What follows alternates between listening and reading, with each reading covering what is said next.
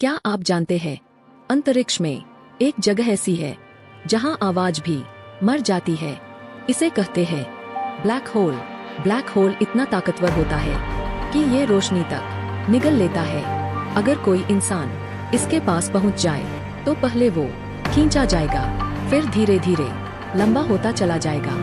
वैज्ञानिक इसे स्पगेटिफिकेशन कहते हैं। उस वक्त समय भी धीमा पड़ जाता है और बाहर की दुनिया आपको जमी हुई दिखेगी। तो याद रखिए, अंतरिक्ष सिर्फ खूबसूरत नहीं, बेहद खतरनाक भी है। अगर आपको ऐसे ही दिमाग हिला देने वाले स्पेस फैक्ट्स पसंद है तो शॉकिंग फैक्ट्स 360 को लाइक करें, शेयर करें, सब्सक्राइब करें और फॉलो करना मत भूलिए।